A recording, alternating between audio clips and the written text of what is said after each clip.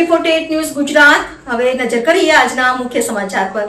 અંકલેશ્વરમાં ઓનલાઈન ઈ-ફાર્મસી દ્વારા દવાઓના વેચાણના વિરોધમાં કેમિસ્ટોએ દેશવ્યાપી હડતાળને જોરદાર સમર્થન આપ્યું હતું। શહેર તેમજ GIDC વિસ્તારના 300થી વધુ મેડિકલ સ્ટોર્સ 24 કલાક માટે બંધ રાખવામાં આવ્યા હતા। All India organization of chemist and druggist દ્વારા આપવામાં આવેલા દેશવ્યાપી હડતાળના એલાનને અંકલેશ્વરમાં વ્યાપક પ્રતિસાદ મળ્યો હતો। શહેર અને GIDC વિસ્તારમાં 300થી વધુ મેડિકલ સ્ટોર્સ બંધ રાખી કેમિસ્ટોએ ઓનલાઈન ઈ-ફાર્મસીનો વિરોધ નોંધાવ્યો હતો। કેમિસ્ટ એસોસિએશનના પ્રતિનિધિઓએ જણાવ્યું હતું કે ઓનલાઈન પ્લેટફોર્મ દ્વારા ભારે ડિસ્કાઉન્ટ અને આકર્ષક ઓફરો આપવામાં આવતા પરંપરાગત મેડિકલ સ્ટોર્સના વેપાર પર ગંભીર અસર પડી રહી છે। નાના વેપારીઓ માટે સ્પર્ધામાં ટકી રહેવું મુશ્કેલ બની રહ્યું હોવાનું પણ તેમણે જણાવ્યું હતું। હડતાળ દરમિયાન કેમિસ્ટોએ દર્દીઓની સુરક્ષાનો મુદ્દો પણ ઉઠાવ્યો હતો।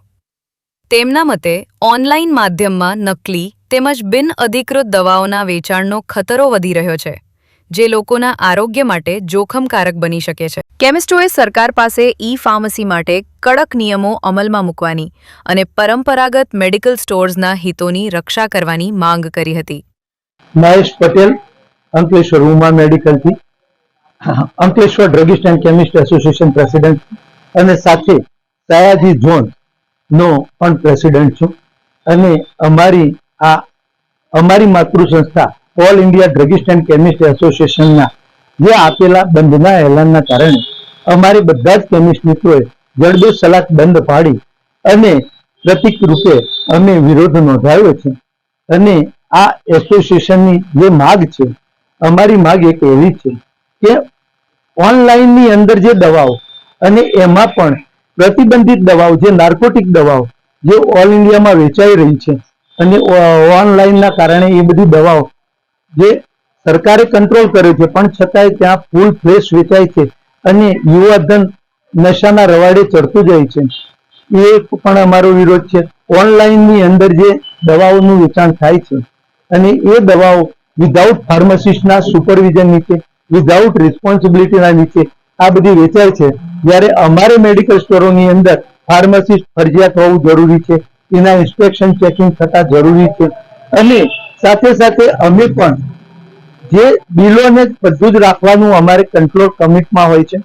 જ્યારે આ ઓનલાઈનની અંદર આ કશું જ નહોતું હોતું અને વધુ પડતા મોટા ડિસ્કાઉન્ટો આપી અને ડુપ્લિકેટ દવાઓનું પણ વેચાણ ઓનલાઈન દ્વારા વધુ થઈ રહ્યું હોય એવું જણાય છે, કારણ કે અમારું માર્જિન 16% અને 20% એનાથી વધારે છે ને અને એનાથી પણ વધુ માર્જિન એ લોકો આપી અને આવી રીતે માર્કેટની અંદર દવાઓ વેચી રહ્યા છે। તો આપને નમ્ર વિનંતી કે આ મોટા ડિસ્કાઉન્ટો આવે છે ક્યાંથી, કારણ કે એવું તો દવાની અંદર એવું માર્જિન છે જ નહીં। તો આ બધા જે દવાઓના ડિસ્કાઉન્ટો વધુ પડતા આવે છે એના કારણે ડુપ્લિકેશન બહુ વધારે થાય છે અને જન જાગૃતિની અંદર આ સ્વાસ્થ્ય જાગૃતિ અભિયાન અમે ચલાવવા માટે આ બંધનું એલાન અમે આપ્યું છે। AB48 ન્યૂઝ ગુજરાત સાથે ધર્મેશ રાણા, અંકલેશ્વર।